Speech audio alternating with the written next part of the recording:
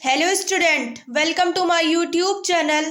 आप लोग ये तो जानते ही हैं कि मैं एक प्लेलिस्ट आपको करा रही हूँ, women freedom fighters of India 1857 to 1947, यानी महिला स्वतंत्रता संग्राम सेनानियाँ 1857 से 1947। ये playlist BA, BSc, BCom second year third semester को करिकुलर टॉपिक की है और यह प्लेलिस्ट मैं इंग्लिश और हिंदी दोनों में ही आपको करा रही हूँ। तो अगर आप ये प्लेलिस्ट इंग्लिश में देखना चाहते हैं तो इंग्लिश में भी ये प्लेलिस्ट मेरे चैनल पे अवेलेबल है, और अगर आप ये प्लेलिस्ट हिंदी में देखना चाहते हैं तो हिंदी में भी ये प्लेलिस्ट मेरे चैनल पे अवेलेबल है। मैंने इस प्लेलिस्ट में फर्स्ट वीडियो में मैं आपको बताया है कि वो कौन सी महिलाएं हैं जिन्होंने स्वतंत्रता संग्राम में 1857 से 1947 तक भाग लिया। उसके बाद सेकंड वीडियो में मैंने बेगम हजरत महल के ऑब्जेक्टिव क्वेश्चन आपको कराए। फिर थर्ड वीडियो में मैंने आपको झलकारी बाई के ऑब्जेक्टिव क्वेश्चन कराए। फोर्थ वीडियो में मैंने उदा देवी के ऑब्जेक्टिव क्वेश्चन कराए और फिफ्थ वीडियो में मैंने एनी बेसेंट के ऑब्जेक्टिव क्वेश्चन कराए। फिर सिक्स वीडियो में मैंने आपको सरोजनी नायडू के ऑब्जेक्टिव क्वेश्चन कराए। और आज मैं आपको एक ऐसी महान शख्सियत के ऑब्जेक्टिव क्वेश्चन कराऊंगी जिसका नाम शायद आपने सुना हो, भीकाजी कामा, जिन्होंने हमारे देश को आज़ाद कराने में एक बहुत बड़ा योगदान दिया। तो आज हम भीकाजी कामा की ऑब्जेक्टिव क्वेश्चन करेंगे, लेकिन इससे पहले अगर आप मेरे चैनल पे नए हैं तो प्लीज़ चैनल को सब्सक्राइब कीजिए और ज़्यादा से ज़्यादा मेरी वीडियोस को शेयर कीजिए। और अगर आपको मेरी वीडियोस अच्छी लगती हो तो प्लीज़ वीडियो को लाइक कीजिए। और अगर आपको किसी भी कोई करिकुलर टॉपिक या वोकेशनल टॉपिक से रिलेटिव कोई वीडियो चाहिए तो मुझे कमेंट करके बोले, मैं आपके लिए वो वीडियो प्रोवाइड करने की पूरी कोशिश करूँगी। तो चलिए बढ़ते हैं आज के हमारे भीकाजी कामा के ऑब्जेक्टिव क्वेश्चंस पे। भीकाजी कामा, प्रश्न नंबर 1 यानी क्वेश्चन नंबर 1, भीकाजी कामा का पूरा नाम क्या था?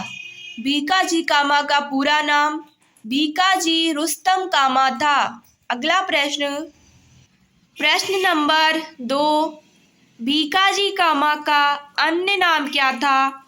भीकाजी कामा का अन्य नाम मैडम कामा था। अगला प्रश्न, भीकाजी कामा का जन्म कब हुआ था?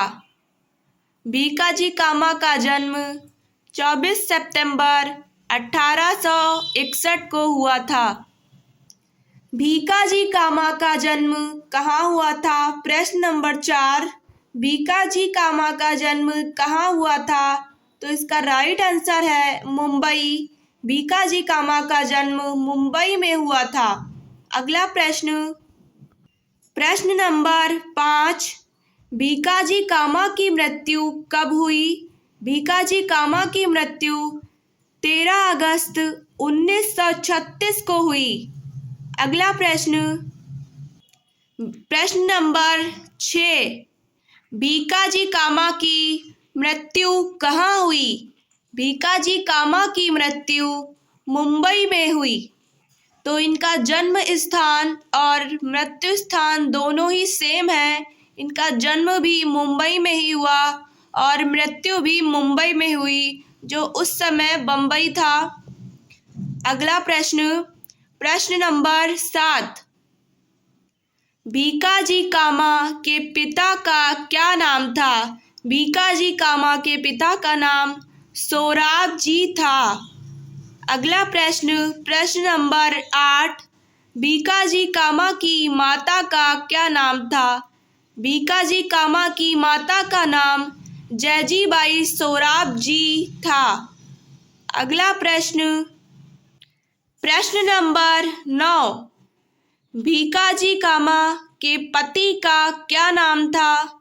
भीकाजी कामा के पति का नाम रुस्तम के.आर. कामा था। अगला प्रश्न, प्रश्न नंबर 10, भीकाजी कामा को नागरिकता कहाँ की प्राप्त थी? तो भीकाजी कामा को पहले तो भारत की नागरिकता प्राप्त थी, फिर उसके बाद इन्हें एक बीमारी हो गई थी, फ्लैग बीमारी, जिसके चलते ये बाहर देश चली गई, इंग्लैंड चली गई और फिर वहाँ से अंग्रेज़ों ने इन्हें आने नहीं दिया और उसके बाद ही वहाँ से जर्मनी चली गई। जर्मनी में फ्रांस जाके इन्होंने वहाँ की नागरिकता ले ली। तो भीकाजी कामा को भारत और फ्रांस दोनों की ही नागरिकता प्राप्त थी। अगला प्रश्न, प्रश्न नंबर 11, भीकाजी कामा ने किन समाचार पत्रों का प्रकाशन किया? भीकाजी कामा ने वंदे मातरम और मदन तलवार नामक 2 समाचार पत्रों का प्रकाशन किया। ये बहुत ही महत्वपूर्ण प्रश्न है कि भीकाजी कामा ने किन समाचार पत्रों का प्रकाशन किया, तो वंदे मातरम और मदन तलवार। अगला प्रश्न, प्रश्न नंबर 12, भीकाजी कामा किस परिवार से थीं? भीकाजी कामा पारसी परिवार से थीं। अगला प्रश्न, प्रश्न नंबर 13, भीकाजी कामा ने पहली बार भारत का झंडा कब और कहाँ फहराया था? तो भीकाजी कामा ने पहली बार भारत का झंडा 22 अगस्त 1907 को जर्मनी में फहराया था।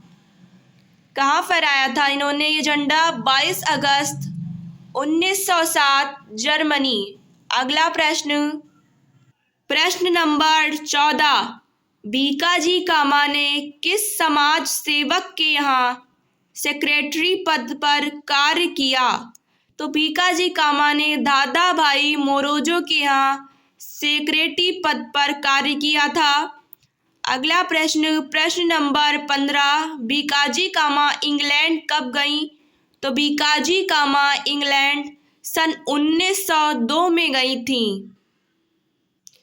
अगला प्रश्न, प्रश्न नंबर 16, भीकाजी कामा इंग्लैंड क्यों गईं? तो भीकाजी कामा को एक बीमारी हो गई थी, फ्लैग बीमारी, जिसके इलाज के लिए ये इंग्लैंड गई थी। मैंने अभी आपको प्रश्न नंबर 10 में बताया था कि भीकाजी कामा को कहाँ की नागरिकता प्राप्त थी, तो यही फ्लैग बीमारी के चलते ही ये इंग्लैंड गई थी और वहाँ से अंग्रेज़ों ने इन्हें आने नहीं दिया। उसके बाद ही ये वहाँ से फ्रांस गई और वहीं से इन्होंने वहाँ की नागरिकता ली, इसलिए इन्हें भारत और फ्रांस की नागरिकता प्राप्त थी।